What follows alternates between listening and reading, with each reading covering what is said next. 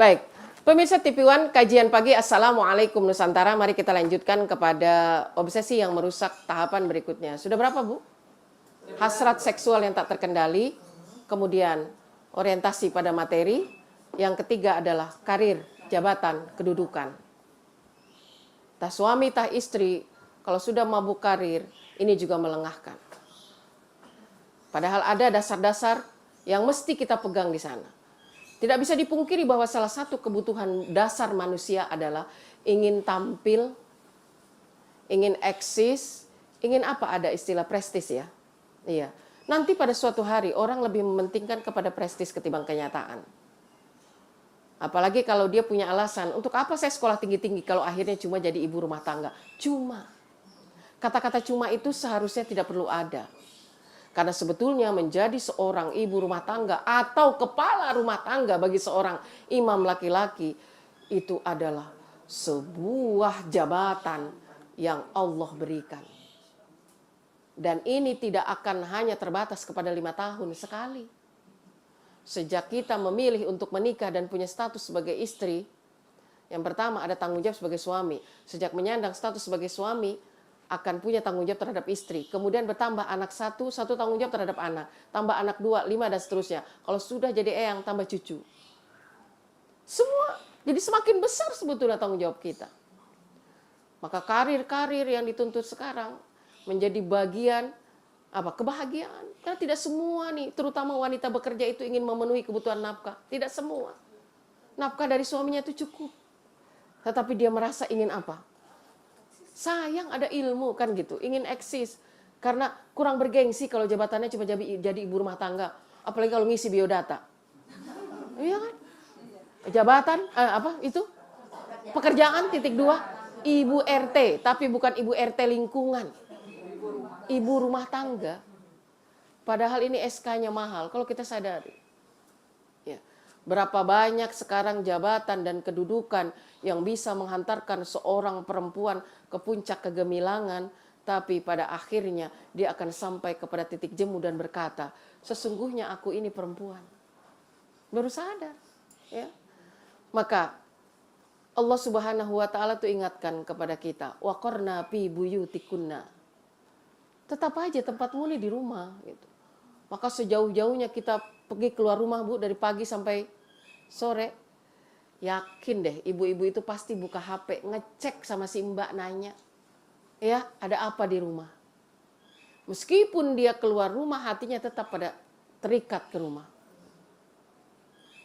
Disinilah membuktikan bahwa terlalu tinggi ambisi menempuh karir, obsesi menempuh jabatan dan kedudukan yang tidak dilandasi dengan koridor-koridor yang benar akan membawa kepada kehancuran. Setinggi apapun jabatan dan kedudukan, pasti hanya akan ada satu yang paling menyentuh hati. Ketika seorang perempuan dipanggil ibu oleh anaknya. Ketika dipanggil mom oleh anaknya. Ketika dipanggil dad, ketika dipanggil abi, ayah, itulah sebuah jabatan yang tidak akan pernah bisa dirasakan dalam disiplin ilmu di tingkat manapun. Lalu apakah boleh kita berkarir? Boleh. Apakah istri-istri Rasulullah tidak berkarir? Berkarir mereka. Banyak karya-karya mereka.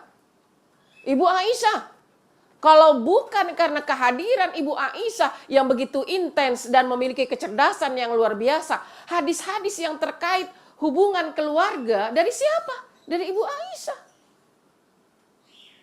Bagaimana dengan istri-istri beliau yang lain? Mereka itu adalah istri-istri yang handal, yang bisa dibanggakan, yang memang sudah sekupu, dipilihkan oleh Allah untuk mendampingi Rasulullah. Tapi tugas utama mereka, bagaimana Allah hadirkan wanita yang begitu luar biasa. Seorang entertain, solehah yang pertama sekali. Maka beliau itu disebut dengan as-sabiqunal awwalun. Maka penghulu dari perempuan yang solehah adalah Ibu Khadijah. Tiada satupun perempuan yang nanti akan menjadi penghulu kecuali beliau. Karena beliau adalah orang yang pertama beriman kepada Rasulullah. punya karir saat masih sendiri, tapi ketika berumah tangga, semuanya dilepas, diserahkan kepada Rasul. Dan beliau fokus kepada rumah tangga dan putra-putrinya. Kebahagiaan itu bukan terletak pada kita fokus di rumah atau kita berkarir di luar rumah.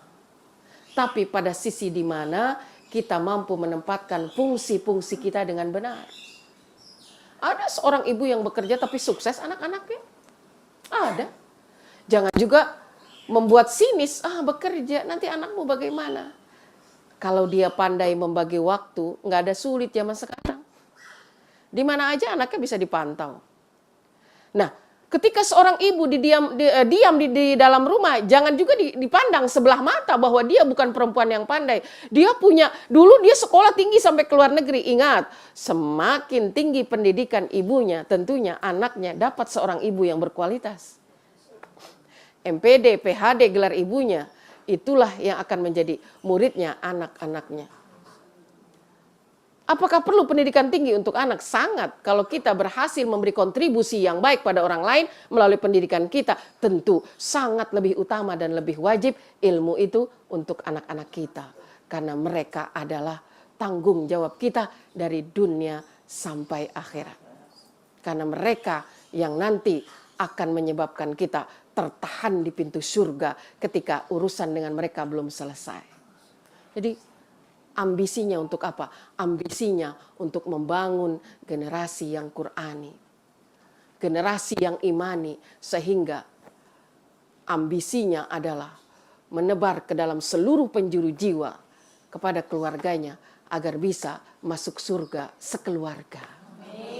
Amin. Ya Allah, ya Rabbal Alamin. 3 hal ini, berkarir, berharta, dan memegang jabatan, harap disesuaikan dengan aturan yang Allah ridho. Semoga membawa manfaat. Terima kasih.